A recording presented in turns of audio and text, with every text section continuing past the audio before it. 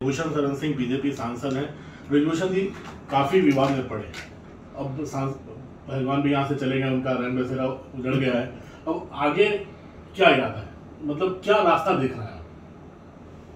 देखिए, मैं तो केवल एक ही रास्ता देख रहा हूं कि दिल्ली पुलिस की जांच जो चल रही है उसी से कोई रास्ता निकलेगा। और मुझे दिल्ली पुलिस की जांच पर पूरा भरोसा है। दिल्ली पुलिस ने हमको 2 दिन बुलाया और 6-6 घंटे बैठ करके पूछताछ की, और आगे भी बुलाएगी तो जाएंगे। तो अब रास्ता मेरे हाथ में नहीं है, सब दिल्ली पुलिस के हाथ में है। अब आगे क्या करना चाहिए, क्योंकि रेसलिंग को काफी नुकसान हुआ है, भारत की जो कुश्ती है सारी एक प्रक्रिया ही रुक गई है, गतिविधियां रुक गई हैं। अब तो जल्द से जल्द चुनाव कराना चाहिए, जल्द से जल्द चुनाव कराना चाहिए। और बाकी जो बाहर टीम जानी है वो तो जो एडहॉक कमेटी बनी है वो कर रही है, लेकिन इससे जो टूर्नामेंट होने थे वो रुक गए। अब टूर्नामेंट ना होने के कारण टीम तो चली जाएगी, लेकिन जो बच्चों को सर्टिफिकेट मिलते थे, स्टेट चैंपियनशिप के जिले का सर्टिफिकेट मिलता था, फिर स्टेट का सर्टिफिकेट मिलता था, फिर नेशनल का सर्टिफिकेट मिलता था, जो कहीं ना कहीं एडमिशन में, नौकरी में काम आता है, वो सारी चीज़ें रुक गई हैं।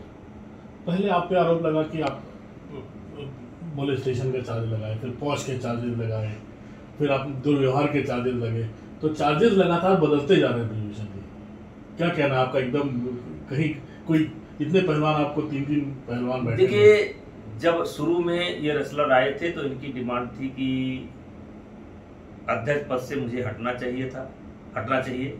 शाम को इन्होंने मेरे ऊपर आरोप लगा दिया यौन उत्पीड़न का, और साथ ही साथ जब मीडिया के लोगों ने पूछा कि आपके साथ हुआ तो इन्होंने इनकार कर दिया। पहले बताया कि 9-10 लोगों के साथ हुआ है, लेकिन मेरे साथ नहीं हुआ है। फिर इनकी संख्या 100 हो गई और 100 से 1000 तक चली गई।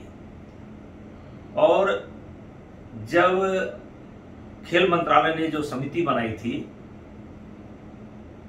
और एक ओलंपिक के नेतृत्व में, उस समिति में 17 लड़कियां पेश की गई थी।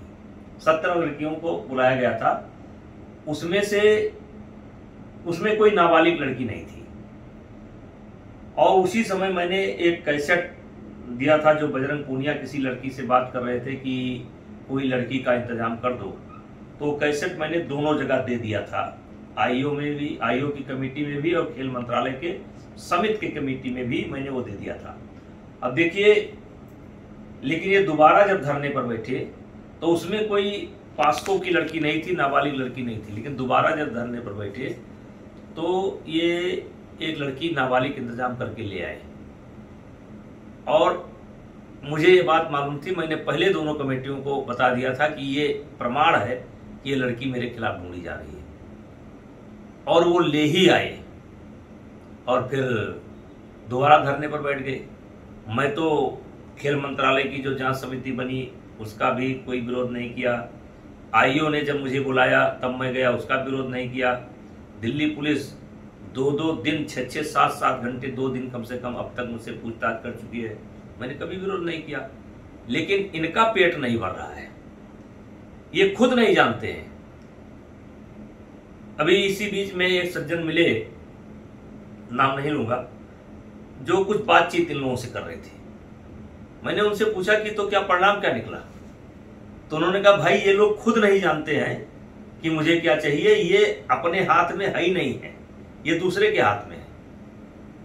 ये खुद अपने मालिक नहीं है, इनका कोई मालिक दूसरा, ये खुद कंफ्यूज है ये चाहते क्या है। ब्रिजभूषण शरण सिंह हमेशा पहलवानों के लड़ता चला आया जब से वो रेसलिंग फेडरेशन में है। क्या ब्रिजभूषण शरण सिंह जी दोषी हैं इस मामले में? अरे कोई सवाल ही नहीं, कोई सवाल ही नहीं। मैंने पहले कह दिया था, कोई सवाल ही नहीं, कोई सवाल ही नहीं, कोई सवाल ही नहीं। मैंने पहले कह दिया था, हमने कहा था कि दास कबीर ने ओढ़ी चुनरिया, ज्यों की त्यों दे दीनी चुनरिया, झीनी रे झीनी। मैं फिर कहना चाहता हूँ आपसे यश भाई कि मेरे इस चुनरी पर एक भी दाग कोई नहीं लगा सकता है। क्यों नहीं लगा सकता है? कि मैं दूसरे को नहीं जानता हूं, अपने आप को जानता हूं, अपने चरित्र को जानता हूं, अपने कार्य व्यवहार को जानता हूं। न्यूज़ 18 से बात करने के लिए बहुत बहुत धन्यवाद ब्रिजमोहन भाई। आपको ही आपको